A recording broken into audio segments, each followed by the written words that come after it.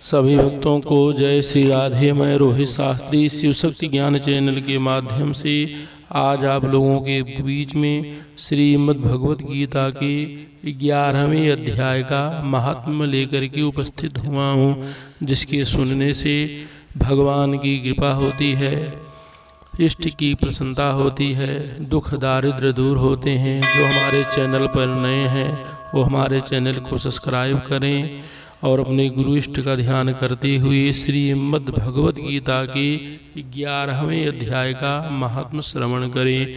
ओम गुरुर्ब्रह्मा गुरुर्विष्णु गुरुर्देवो महेश्वरा, गुरु साक्षात् परम ब्रह्म तस्मै श्री गुरुवे नमः। ओम मंगलम भगवान विष्णु मंगलम गरुणध्वजा मंगलम पुंडरीकाक्षं मंगलाय तनो हरि। श्री महादेव जी कहते हैं, प्रिय, गीता के वर्णन के से संबंध रखने वाली कथा एवं विश्वरूप अध्याय के पावन महात्म्य को श्रवण करो। विशाल नेत्रों वाली पार्वती, इस अध्याय के महात्म्य का पूरा वर्णन नहीं किया जा सकता। इसके संबंध में सहस्त्रों कथाएं हैं।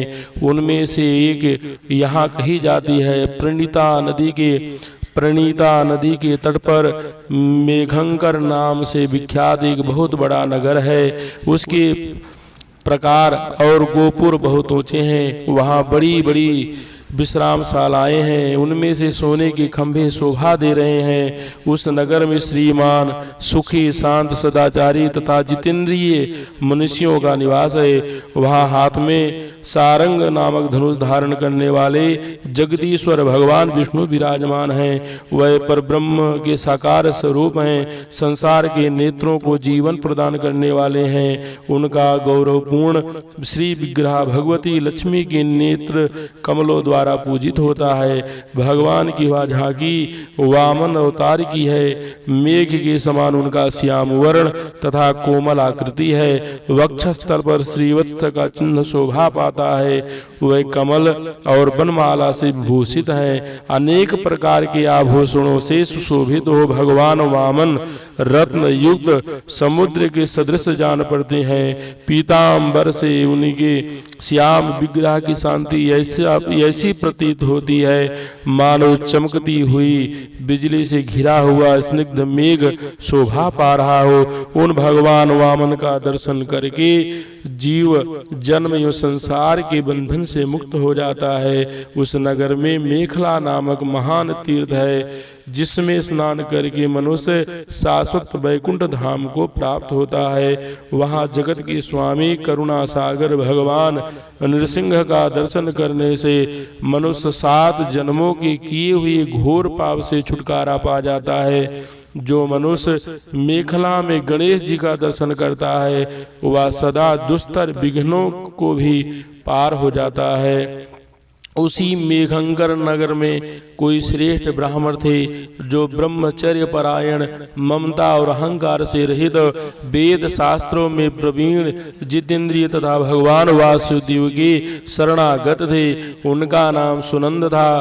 प्रिय, वह सारंग धनुष धारण करने वाले भगवान के पास गीता के 11वें अध्याय का विश्वरूप दर्शन योग का पाठ किया करते थे। उस अध्याय के प्रभाव से उन्हें ब्रह्म ज्ञान की प्राप्ति हो गई थी।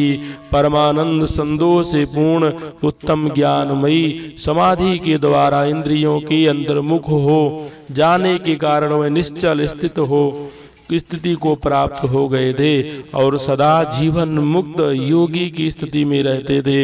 एक समय जब बृहस्पति सिंह राशि पर स्थित थे, महायोगी सुनंद ने गोदावरी तीर्थ की यात्रा आरंभ की। वह क्रमशः बिरज तीर्थ, तारा तीर्थ, कपिला संगम, अष्ट तीर्थ, कपिला द्वार, नृसिंहवन, अंबिकापुरी तथा करस्थानपुर आदि क्षेत्रों में स्नान और दर्शन करते हुए विवाह मंडप नामक नगर में आए। वहां उन्होंने प्रत्येक घर में जाकर अपने ठहरने के लिए स्थान मांगा, परंतु कहीं भी उन्हें स्थान नहीं मिला।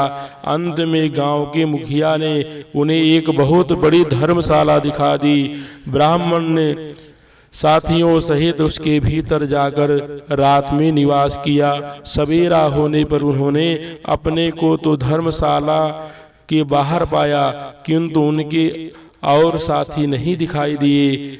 वह उन्हें खोजने के लिए चले। इतने में ही ग्रामपाल मुखिया से उनकी भेंट हो गई। ग्रामपाल ने कहा, मुनिश्रेष्ठ, तुम सब प्रकार से दीर्घायु जान पड़ते हो। सौभाग्यशाली तथा पुण्यवान पुरुषों में तुम सबसे पवित्र हो। तुम्हारे भीतर कोई लोकोत्तर प्रभाव विद्यमान है। तुम्हारे साथी कहाँ गए और कैसे इस भवन से बाहर हुए, इसका पता लगाओ। मैं तुम्हारे सामने इतना ही कहता हूँ कि तुम्हारे जैसा तपस्वी मुझे दूसरा कोई नहीं दिखाई देता। विप्रवर, तुम्हें किस महामंत्र का ज्ञान है, किस विद्या का आश्रय लेते हो तथा किस देवता की दया से तुम में अलौकिक शक्ति आ गई है। भगवान कृपा करके इस गांव में रहो, मैं तुम्हारी सब सेवा शुश्रूषा करूंगा। यूं कहकर ग्रामपाल ने मुनीश्वर सुनंद को अपने गांव में ठहरा लिया। वह दिन रात बड़ी भक्ति से उनकी सेवा टहल करने लगा। जब 7-8 दिन बीत गए, तब एक दिन प्रातः काल आकर वह बहुत दुखी हो महात्मा के सामने रोने लगा और बोला, हाय, आज रात में राक्षस ने मुझे भाग्यहीन के बेटे को चबा लिया है। मेरा पुत्र बड़ा ही गुणवान और भक्तिमान था। ग्रामपाल के इस प्रकार कहने पर योगी सुनंदन ने पूछा, कहाँ है वह राक्षस और किस प्रकार उसने तुम्हारे पुत्र का भक्षण किया। ग्रामपाल बोला, ब्राह्मण, इस नगर में एक बड़ा भयंकर नरभक्षी राक्षस रहता है। वह प्रतिदिन आकर इस नगर के मनुष्यों को खा लिया करता था। एक दिन समस्त नगरवासियों ने मिलकर उससे प्रार्थना की, राक्षस, तुम हम सब लोगों की रक्षा करो, हम तुम्हारे लिए भोजन की व्यवस्था किए देते हैं। यहाँ बाहर से जो पथिक रात में आकर नींद लेने लगे उनको खा जाना। इस प्रकार नागरिक मनुष्यों ने गांव के मुझ मुखिया द्वारा इस धर्मशाला में भेजे हुए पथिकों को ही राक्षस का आहार निश्चित किया। आपने प्राणों की रक्षा के लिए ही उन्हें ऐसा करना पड़ता था। तुम भी अन्य राहगीरों के साथ इस घर में आकर सोए थे, किंतु राक्षस ने उन सबों को तो खा लिया, केवल तुम्हें ही छोड़ दिया।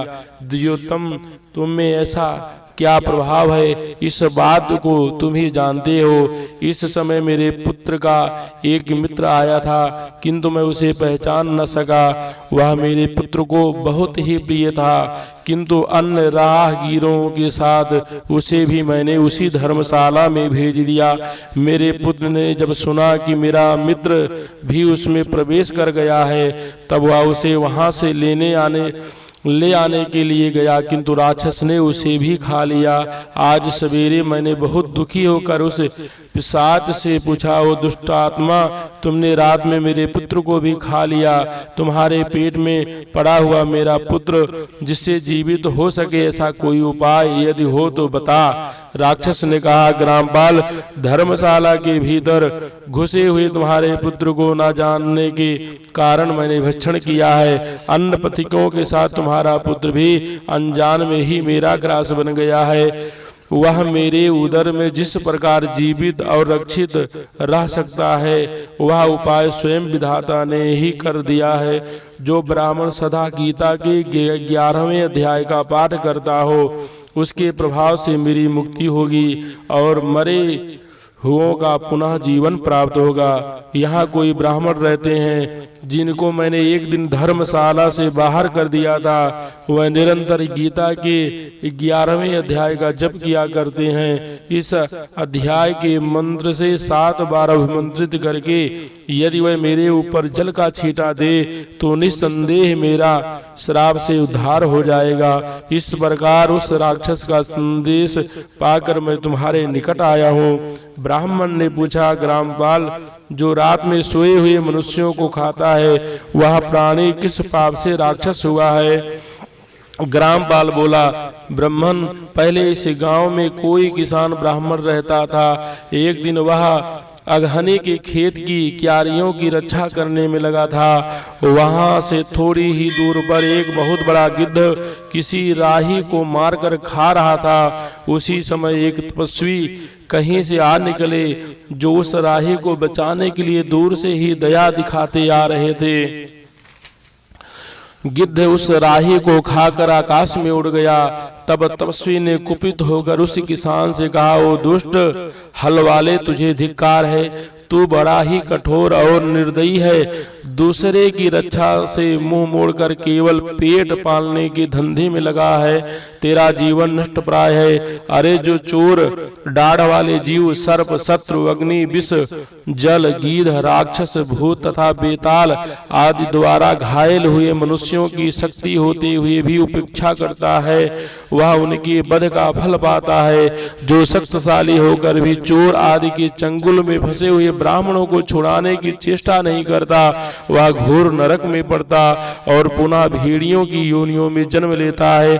जो वन में मारे जाते हुए तथा गिद्ध और व्याघ्र की दृष्टि में पड़े हुए जीव की रक्षा के लिए छोड़ो छोड़ो की पुकार करता है, वह परम गति को प्राप्त होता है। जो मनुष्य गौओं की रक्षा के लिए व्याघ्र, भील तथा दुष्ट राजाओं के हाथ से मारे जाते हैं, वह भगवान विष्णु के उन परम पद को पाते हैं जो योगियों के लिए भी दुर्लभ है। सहस्र अश्वमेध और 100 वाजपेयी यज्ञ मिलकर शरणागत रक्षा की 16 कला के बराबर भी नहीं हो सकते। दीन तथा भयभीत जीव की उपेक्षा करने से पुण्यवान पुरुष भी समय आने पर कुंभी पाक नामक नरक में पकाया जाता है। तूने दुष्ट गिद्ध के द्वारा खाए जाते हुए राही को देखकर उसे बचाने में समर्थ हो जाते हुए भी जो उसकी रक्षा नहीं की, इससे तू निर्दयी जान पड़ता है। अतः तू राक्षस हो जा। हल वाला बोला, महात्मन, मैं यहाँ उपस्थित अवश्य था, किंतु मेरे नेत्र बहुत देर से खेत की रक्षा में लगे थे, अतः पास होने पर भी गिद्ध के द्वारा मारे जाते हुए इस मनुष्य को मैं नहीं जान सका। अतः मुझ दीन पर आपको अनुग्रह करना चाहिए। तपस्वी ब्राह्मण ने कहा, जो प्रतिदिन गीता के 11वें अध्याय का जप करता है, उस मनुष्य के द्वारा अभिमंत्रित जल जब तुम्हारे मस्तक पर पड़ेगा, उस समय तुम्हें शराब से छुटकारा मिल जाएगा। यह कहकर तपस्वी ब्राह्मण चले गए और वह हल वाला राक्षस हो गया। अतः द्विज श्रेष्ठ, तुम चलो और 11वें अध्याय से तीर्थ के जल को मंत्रित करो, फिर अपने ही हाथ से उस राक्षस के मस्तक पर उसे छिड़क दो। ग्रामपाल की यह सारी प्रार्थना सुनकर ब्राह्मण का हृदय करुणा से भर आया। वह बहुत अच्छा कहकर उसके साथ राक्षस के निकट गए। वह ब्राह्मण योगी थे। उन्होंने विश्वरूप दर्शन नामक 11वें अध्याय के जल अभिमंत्रित करके उस राक्षस के मस्तक पर डाला। गीता के अध्याय के प्रभाव से वह शराब से मुक्त हो गया। उसने राक्षस देह का परित्याग करके चतुर्भुज रूप धारण कर लिया तथा उसने जिन सहस्त्रों पथिकों को भक्षण किया था, वह भी शंख, चक्र एवं गदा धारण किए चतुर्भुज रूप हो गए। तत्पश्चात वे सभी विमान पर आरूढ़ हुए। इतने में ही ग्रामपाल के राक्षस ने कहा, निशाचर, मेरा पुत्र कौन है, उसे दिखाओ। उसके यूं कहने पर दिव्य बुद्धि वाले राक्षस ने कहा, ये जो तमाल के समान श्याम 4 भुजाधारी माणिक्यमय मुकुट से शोभित तथा दिव्य मणियों के बने हुए कुंडलों से अलंकृत हैं, हार पहनने के कारण जिनके कंधे मनोहर प्रतीत होते हैं, जो सोने पर भुजबंधों से विभूषित कमल के समान नेत्र वाले, स्निग्ध रूप तथा हाथ में कमल लिए हुए हैं और दिव्य विमान पर बैठकर देवत्व को प्राप्त हो चुके हैं, उन्हीं को अपना पुत्र समझो।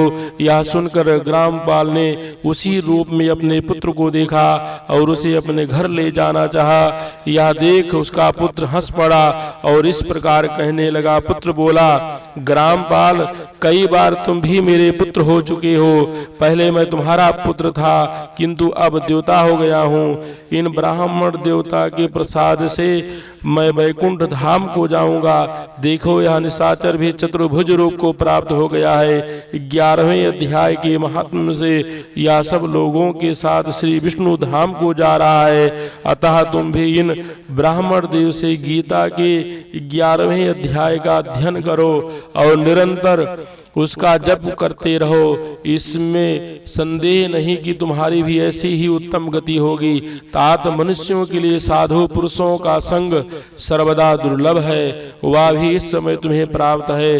अतः अपना अभीष्ट सिद्ध करो। धन भोग दान यज्ञ तपस्या और पूर्त कर्मों से क्या लेना है। विश्व रूपाध्याय के पाठ से ही परम कल्याण की प्राप्ति हो जाती है। पूर्णानंद संदोह स्वरूप श्री कृष्ण नामक ब्रह्म के मुख से कुरुक्षेत्र में अपने मित्र अर्जुन के प्रति जो अमृतमय उपदेश निकला था, वही श्री विष्णु का परम सात्विक रूप है। तुम उसी का चिंतन करो, वह मोक्ष के लिए प्रसिद्ध रसायन है। संसार भय से डरे हुए मनुष्यों की याद व्याधि का विनाशक तथा अनेक जन्मों के दुखों का नाश करने वाला है।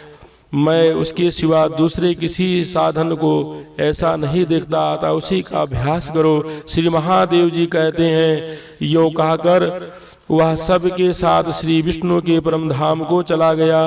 तब ग्रामपाल ने ब्राह्मण के मुख से उस अध्याय को पढ़ा। फिर से दोनों ही उसके महात्म्य से विष्णु धाम को चले गए। पार्वती, इस प्रकार तुम्हें 11वें अध्याय की महात्म्य कथा सुनाई है। इसके श्रवण मात्र से भगवान पातकों का नाश हो जाता है। बोलो लक्ष्मी नारायण भगवान की जय। बोलो बाके बिहारी लाल की जय। बोलो शंकर भगवान की जय।